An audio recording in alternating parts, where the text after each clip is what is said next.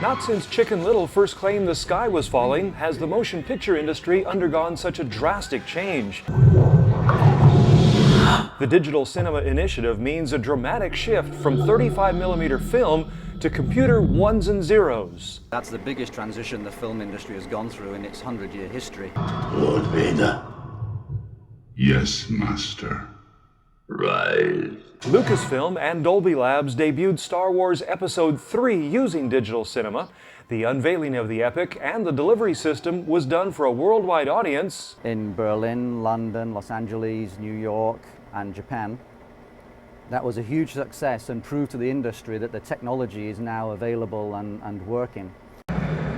The smoky old days of cinema meant boxes of bulky film reels and a dizzying array of sprockets, belts, lamps, and mirrors, all seemingly timed to go haywire at the most inopportune times. With digital cinema, the footprint of the equipment is greatly reduced and delivery is streamlined. Distribution today is done on a hard drive. As the film is received in the cinema, it is stored onto a server. The server decrypts the film, decodes it, does all the key management and all the content management, and then feeds the film onto the digital cinema projector. The consumer is going to be able to go in and see a pristine print copy of a film every time, whether it's the first showing on a Friday or the 50th showing a couple weeks later. There are also advantages on the production side.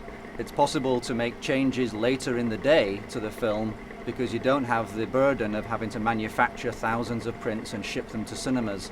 7 major studios crafted the Digital Cinema Initiative, but because of their competitive nature, it was a fragile partnership, and it took some refereeing on Dolby's part to establish the ground rules. What we would like in cinema going forward is a single standard so that one digital film could be sent to any cinema around the world and will play.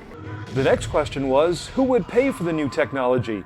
Studios wanted theaters to foot the bill, but managers balked at the overhead costs and chose to wait the studios out. It seems as if the business model is finally coming together and the studios are paying for a portion of the cost of implementation.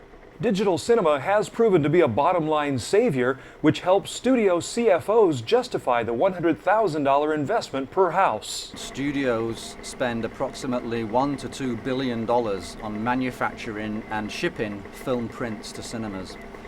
Obviously, if this can be reduced to a single transmission via a satellite or fiber, then there are huge cost savings to be made. As you might imagine, piracy is a major concern for the motion picture studios. Each year they lose nearly $20 billion worldwide. Dolby has addressed the security concern with a very simple USB device combined with 128-bit encryption. Piracy will be less of an issue in a digital cinema world than it has been with 35mm.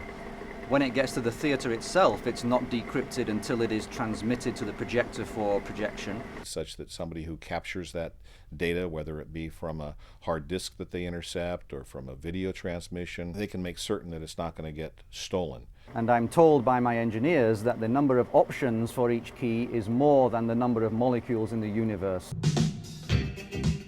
The magic of movies is their ability to transform dreams into reality. Modern moviegoers have more vivid expectations, forcing studios to highlight imagination and creativity. Some are already experimenting with spin-off innovations. This last year we worked very closely with Disney as they wanted to do a new 3D presentation when Chicken Little came out. They wanted to provide that in digital cinema and in digital 3D. So we worked with Disney to install 84 screens all over the US. Various industry reports showed that the digital 3D screens grossed 3 times as much as the regular 2D screens.